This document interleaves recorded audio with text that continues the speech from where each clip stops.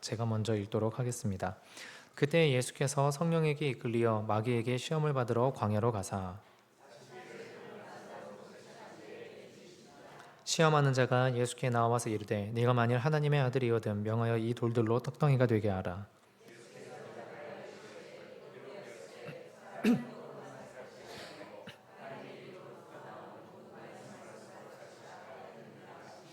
이에 마귀가 예수를 거룩한 성으로 데려다가 성전 꼭대기에 세우고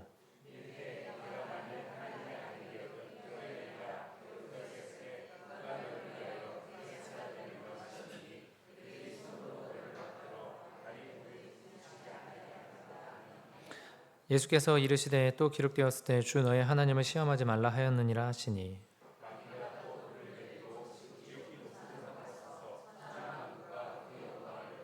이르되 만일 내게 엎드려 경배하면 이 모든 것을 내게 주리라.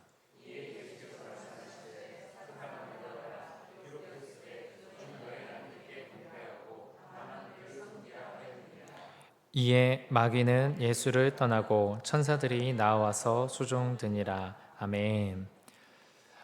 오늘 본문은 예수님의 시험에 관한 내용입니다.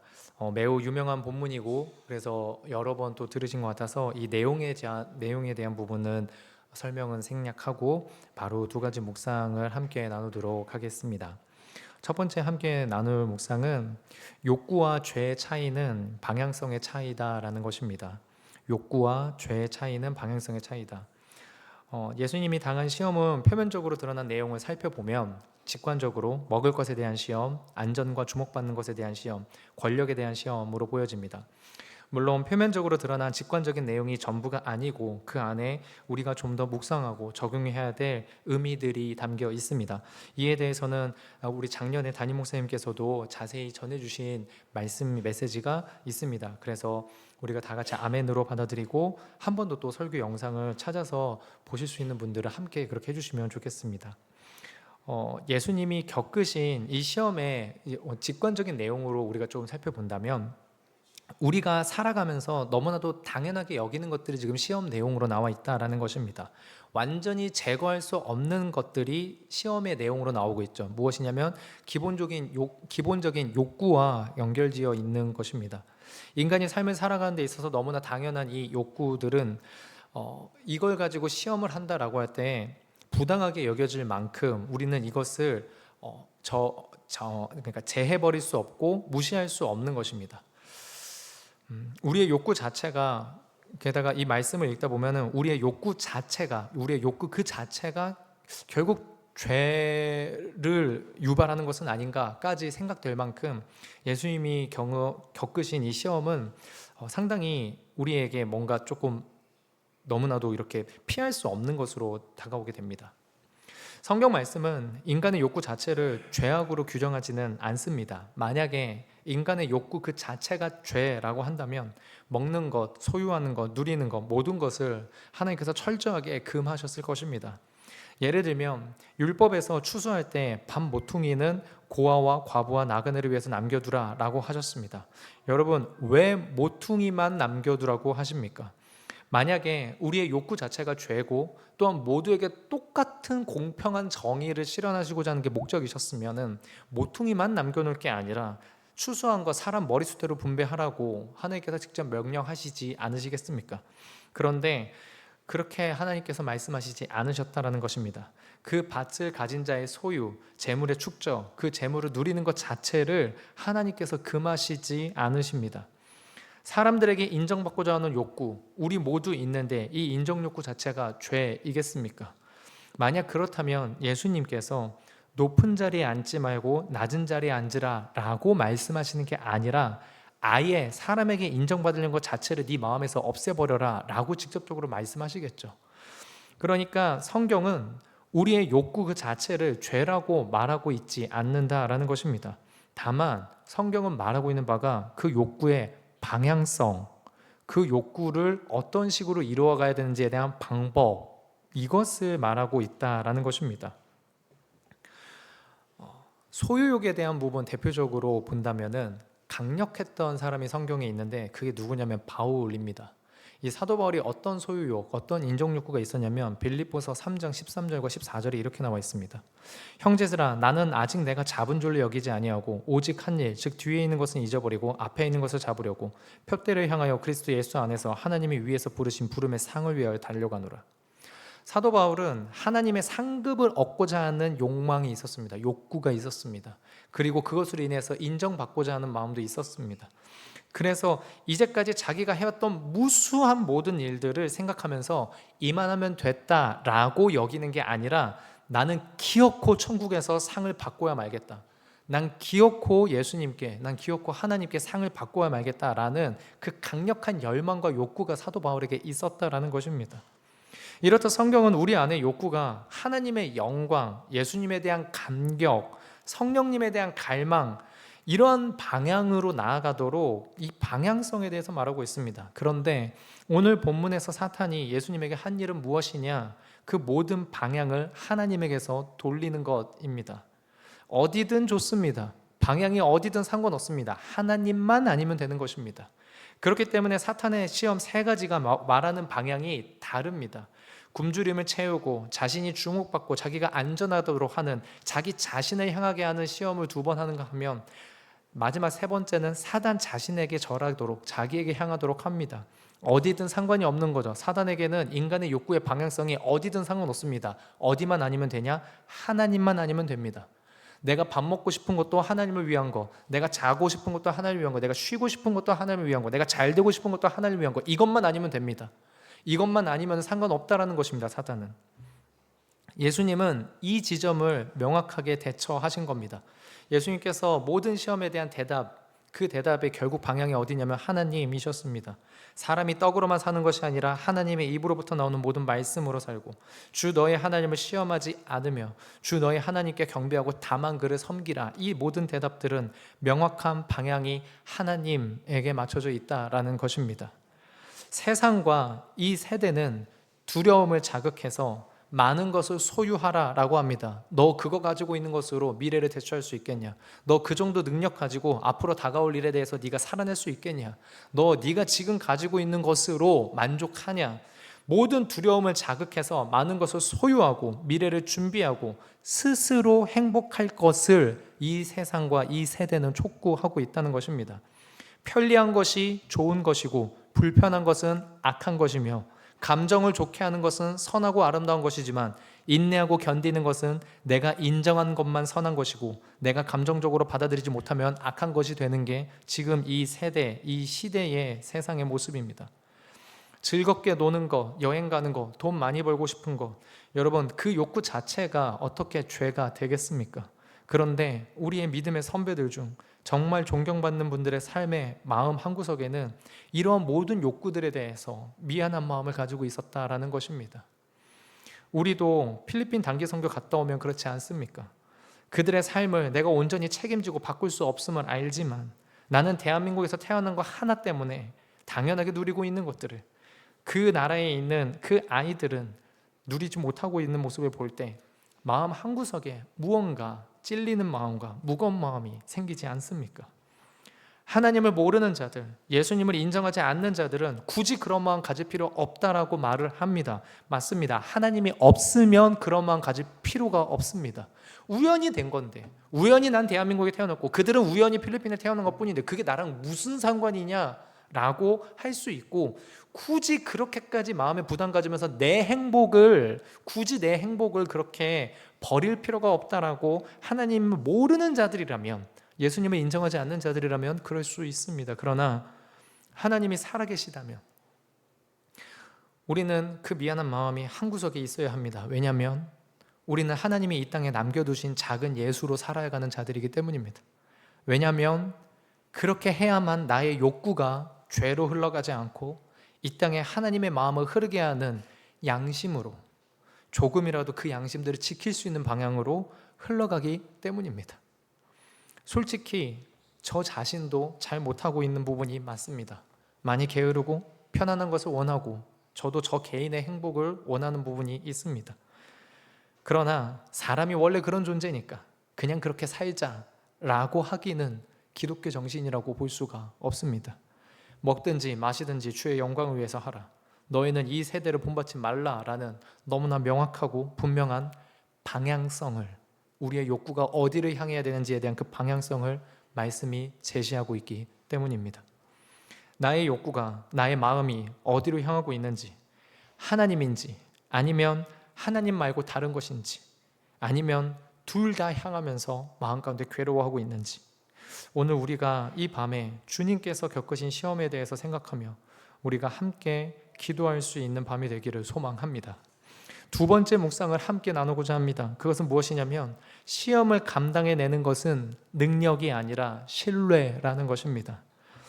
오늘 본문의 1절 말씀은 이렇게 나와 있습니다. 그때에 예수께서 성령에게 이끌리어 마귀에게 시험을 받으러 광야로 가사. 예수님께서 시험을 받으시게 된 이유가 성령의 이끄심이다 라고 마태는 기록합니다. 동일한 내용을 가지고 평행구절인 마가복음에서는 이 내용을, 헬라어를 직역하면 뭐라고 되냐, 성령이 예수를 광야로 끌어내다 입니다. 성령이 예수를 광야로 끌어내다. 여기서 의문이 생기지 않습니까? 첫 번째 의문은 이것입니다. 예수님은 성령님이 사탄에게 시험을 받게 하려고 광야로 이끄신 것을 미리 아셨을까? 첫 번째 의문은 이것입니다. 두 번째 의문 또한 이것입니다. 예수님은 사탄의 세 가지 시험을 미리 아셨을까? 여러분들은 어떻게 생각하십니까? 저의 묵상으로는 예수님은 둘 다 모르셨을 것이다 입니다. 왜냐하면 이유는 하나입니다. 예수님께서는 우리의 죄를 짊어지시기 위해서 자기를 비워 종의 형체로 이 땅에 오셨기에 스스로 모든 것을 아시는 전지를 잠시 내려놓으셨습니다. 끊어놓으셨죠. 우리랑 똑같은 수준의 암만 가지고 있으셨다는 것입니다. 요한복음 5장 19절에 이런 메시지가 있습니다. 그러므로 예수께서 그들에게 이르시되 내가 진실로 진실로 너희에게 이르노니 아들이 아버지께서 하시는 일을 보지 않고는 아무것도 스스로 할 수 없나니. 아들이 아버지께서 하시는 일을 보지 않고는 아무것도 스스로 할 수 없나니. 예수님께서 이 땅에 어떤 모습으로 오셨냐? 하나님과 동등된 모습으로 오신 게 아니라 자기를 비워서 종의 형상으로 완전한 우리와 똑같은 수준의 인간의 형상으로 오셨다라는 것입니다.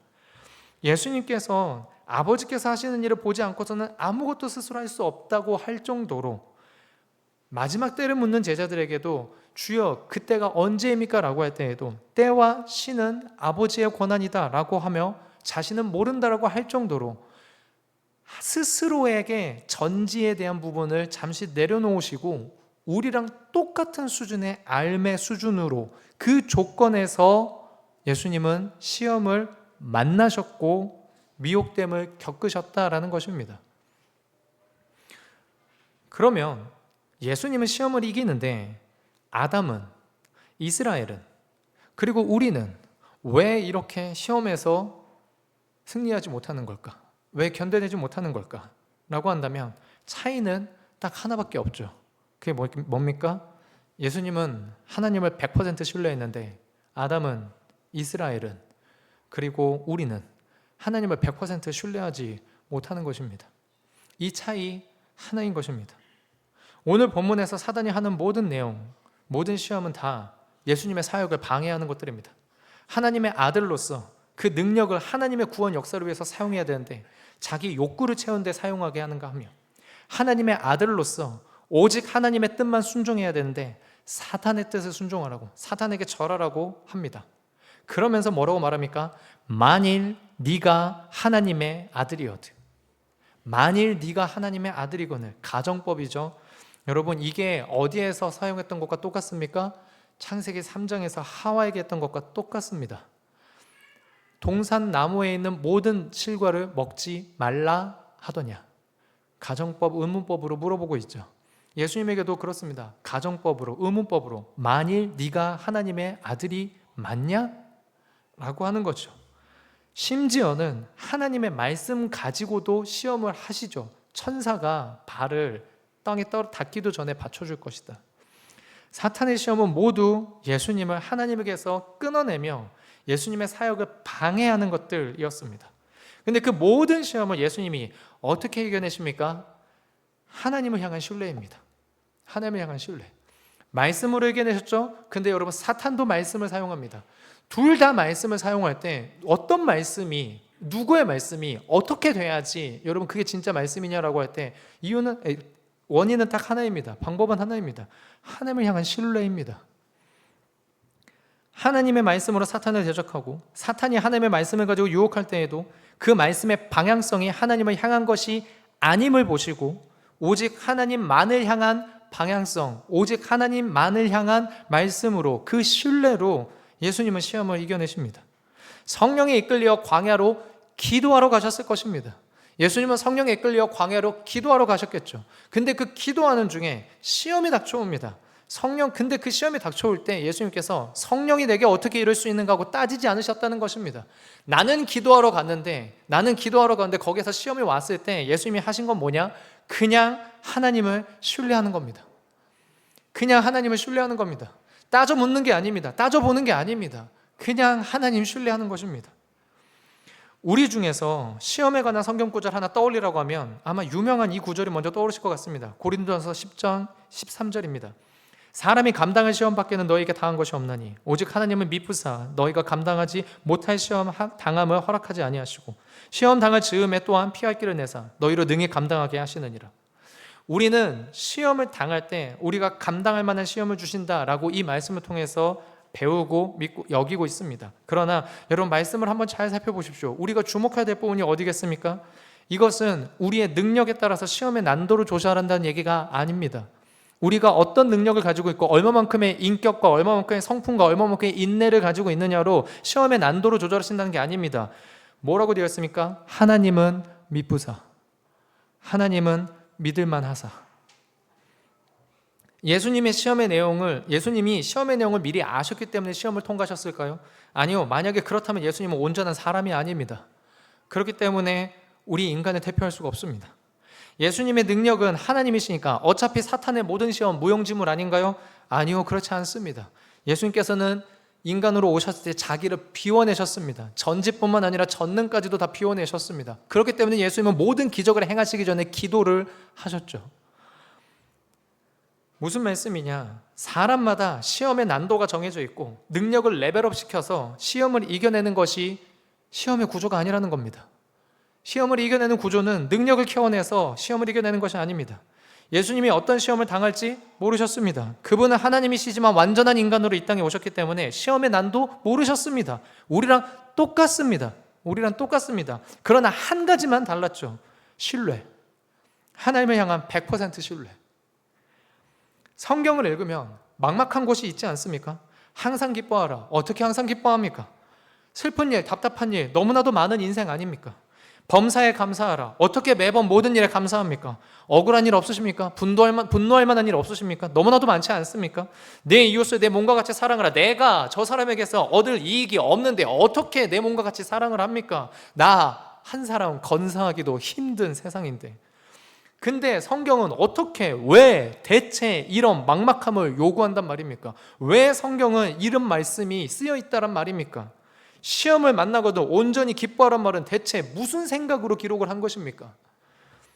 여러분, 이유는 하나입니다. 하나님입니다. 다른 게 없습니다. 그냥 하나님입니다. 보상, 대가, 어떤 상급? 여러분, 제가 여러분들께 여쭈고 싶은 이것입니다. 성도님들 많은 시험 통과하셨겠죠? 모든 시험 뒤에 보상 있으셨습니까? 모든 시험 뒤에 대가 있으셨습니까? 하박국은 나라가 멸망한다는 소리를 듣고 왜 기뻐합니까? 느헤미야는 술관한 장이라는 편안한 자리 두고 예루살렘 성벽 재건하러 갑니다. 산발락과 도비아가 자기를 모함합니다. 자기 월급 쏟아 붓습니다. 심지어 자기 동포들도 자기를 욕합니다. 근데 왜 멈추지 않는다라고 계속해서 말합니까? 보상이 있기 때문입니까? 아닙니다. 이유는 그냥 하나입니다. 하나님 때문입니다. 그냥 하나님 때문입니다. 하나님이 계시니까, 하나님이 살아계시니까 항상 기뻐할 수 있다라고 말하는 거고, 예수님의 구원이 실제니까 범사에 감사할 수 있다라고 말하는 거고, 하나님이 살아계시니까 내 이웃이 나에게 이익이 안 돼도 내 몸과 같이 사랑하면 되는 거고, 예수님이 모든 것을 아시니까 시험을 당하고도 온전히 기뻐하라고 말하는 것입니다. 성경은 이유를 다른 것으로 거창하게 말하지 않습니다. 너 이렇게 하면은 이런 축복이 줄 거야. 없는 거 아닙니다. 있죠. 구약만 해도 얼마나 많은 율법이 그렇게 말합니까? 있습니다. 없는 거 아닙니다. 그런데 묻겠습니다. 여러분, 모든 시험마다 다 정말로 그런 대가가 있으셨냐라는 것입니다. 아닙니다. 성경은 항상 기뻐하라고, 범사에 감사하라고, 이웃을 내 몸같이 사랑하라고, 시험을 당하고도 온전히 기뻐하라고 말하는 이유에 대해서 성경이 말하는 사실 명확한 한 가지는 이것입니다. 하나님이 살아계시고 그 하나님이 알아서 하실 것이다. 그것을 신뢰하는 것, 그거 하나입니다. 때문에 우리 주님이 강력하게 말씀하신 내용이 무엇입니까? 너희는 먼저 그의 나라와 그의 의를 구하라. 나머지 것들은 다 이방인들이 구하는 것 아니냐. 우리가 시험에 대해서 대표적인 인물로 꼽자면 욥을 꼽습니다. 시험을 이겨내고 축복받은 사람이라고 우리가 알고 있죠. 시험을 통과하고 나면 하나님이 엄청난 은혜를 주신다. 저는 자녀가 아직 없습니다. 때문에 잘 모르겠습니다. 근데 지금 이 자리에 아직 이렇게 제대로 말도 못하는 피덩이들을 데리고 또 이렇게 예배를 드리러 온 우리 또 집사님들 계신데, 죄송합니다. 어떤 분들한테 좀 힘든 내용이실 수 있겠지만, 그렇지만 한번 제가 여쭤보고 싶습니다. 자녀를 낳으신 부모님들이요, 만약에 지금 자녀가 다 죽고 그 다음에 2배로 아들과 딸이 태어나서 잘 자라면 지금 자녀 잊으실 수 있으십니까? 지금의 자녀 잃은 슬픔이 사라지십니까? 사라질 것 같습니까? 그렇다면 욥은 어떻게 된 겁니까? 욥은 고난 통과하고 축복받았으니까 해피엔딩인 것입니까? 아니요. 여러분, 욥기에서 그래서 말하고 있는 건 고난 다음에 축복이 올 테니까 고난 견디라가 아닙니다. 욥에게도 이유는 하나입니다. 내가 전에는 주에 대해서 귀로만 듣다가 이제는 눈으로 주를 배웁니다. 이것 하나입니다. 그냥 하나님 한 분인 겁니다. 우리가 시험을 이겨내고 견뎌내는 것은 나중에 올 축복 때문이 아닙니다. 하나님을 향한 신뢰, 이거 하나입니다. 우리는 우리 하나님 선하시다. 우리 하나님 날 사랑하신다. 우리 하나님 나의 인생을 향한 뜻 가지고 계신다. 내 인생을 향한 계획 하나님 있으시다. 우리 하나님, 내 하나님 지금도 내 인생에서 그래서 일하고 계신다. 결국 이 신뢰가 있어야 시험을 견딘다는 것입니다. 시험을 통과할 수 있다는 것입니다. 하나님은 미쁘사. 하나님은 미쁘사. 예수님께서 성령님이 광야로 이끄실 때 몰랐죠. 몰랐습니다. 시험의 내용, 난이도 몰랐습니다. 모르는데 예수님은 그냥 모든 것을 다 하나님에게 방향성을 맞췄고 모든 것을 다 하나님을 신뢰했을 뿐입니다. 그것 하나가 모든 시험을 견뎌내고 마지막엔 천사가 와서 수종들게 하는 결론을 맞이하게 한 것이죠. 내 능력에 맞게 시험의 난도가 조절되는 것이 아닙니다. 여러분, 시험이 왜 시험입니까? 감당할 만하면 그게 어떻게 시험입니까? 연습이죠. 그건 시험이 아니라 연습이겠죠.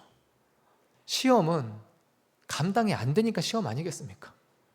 능력이 암만 커져도 감당 안 되니까, 여러분, 그래서 시험 아닙니까?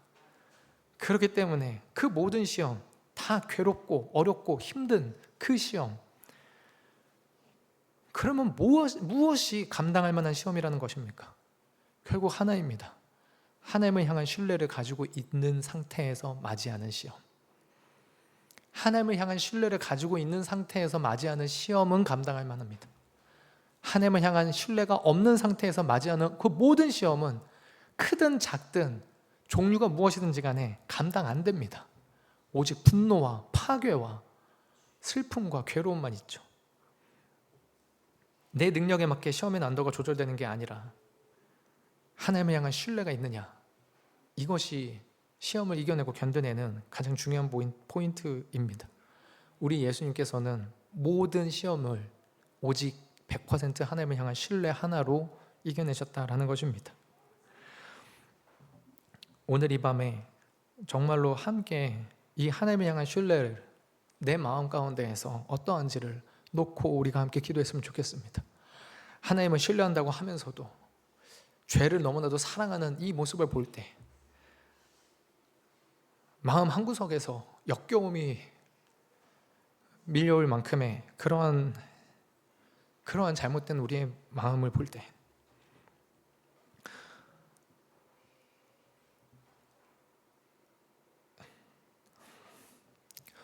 모든 것을 아시는 주님께서 우리를 부르시는 그 부름을 우리는 부끄러워서 피하려고 하지 않겠습니까?